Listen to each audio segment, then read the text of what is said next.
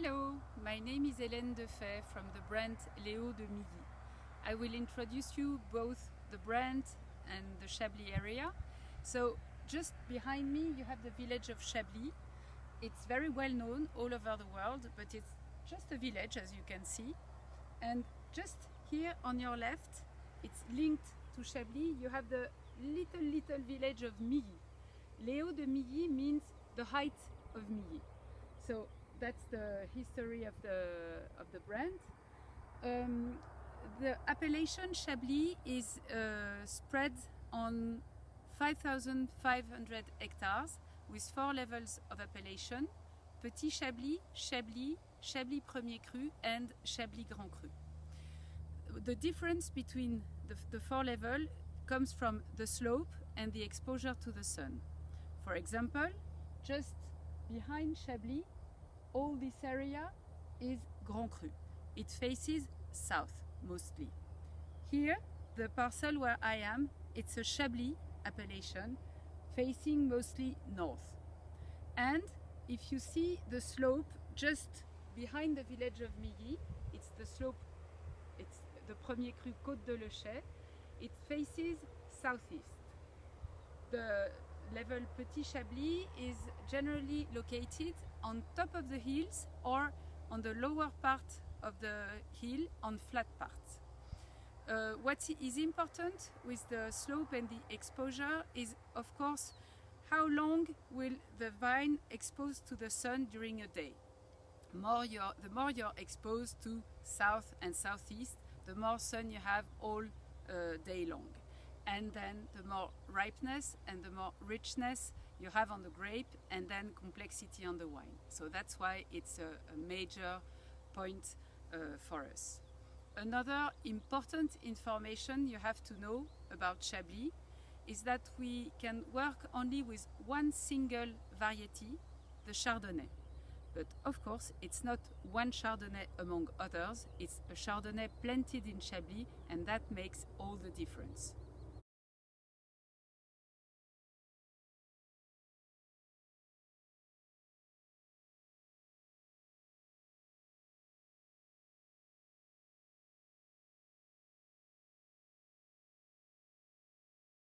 Now on the Côte de l'Euchet, Chablis Premier Cru Côte de l'Euchet.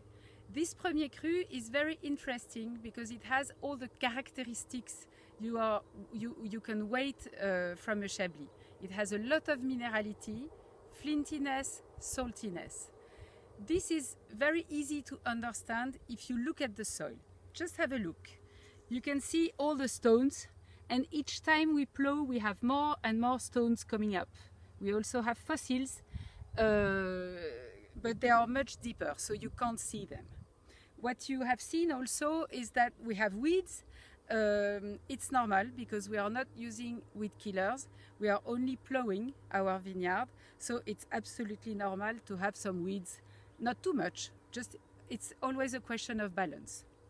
What I also wanted to show you the stage on the vineyard.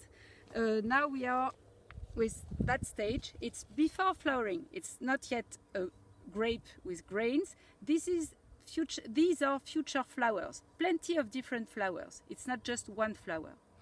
And after flowering, you will have the little grains, and they will grow, and then with the weight it will go down. But for the moment it's like this, like that. And the next work we will have, we will make the trellising. When the shoots will grow, we don't want them to be like this. We will tie them and organize them like this. And also, for the moment, we work with the disbudding, meaning that if one bud gives 2 shots, we remove one to have more aeration on the vine. We are now on the top of the Côte de l'Euchet. So when we first were speaking about Chablis in general, we were at the opposite, near the tree, just at the opposite. All the slope facing us is Chablis, as I was explaining at the beginning, and here we are on the slope Côte de l'Euchet Premier Cru. Behind me you can see the village of Chablis and the little village of Milly, where we have our cellar just here at the lower part of the slope. So now we are going to have a visit in the cellar. Well, now we are in the cellar. So we are exactly on the place where the grapes arrive when we are harvesting. When we harvest, we feed these 3 presses, pneumatic press, and we feed them with the conveyor belt that you can see here. It's interesting to have it because it avoids to crush the pips and the skins, what happens when you pump. And with the conveyor belt, you don't have that risk. After pressing, the juice is pumped and it goes on the tanks just here. These tanks are used to make the clarification of the first juice. The lees are the rough lees are going at the bottom of the tank, and then 24 hours later we can pump the clear juice, not too clear, just a question of balance as usual, and we bring the juice on the other part of the cellar, on the tanks or on the barrels. It depends which wine we are working on. For example, with the Bourgogne Blanc or with the Chablis, we are not using oak at all because we want to preserve the freshness of the wine. For the Premier Cru Côte de l'Euchet, they are approx 20% fermented and aged in oak barrels. Not new in general because we don't want to have an oaky Chardonnay. We just want to preserve the Chablis character. Then it will stay several months for the alcoholic fermentation, malolactic fermentation, and then we have all the fining and filtration if needed, and then the bottling. And then after that, we can prepare the orders and send you the bottles. So let me show you the 3 bottles we will taste on the tasting later.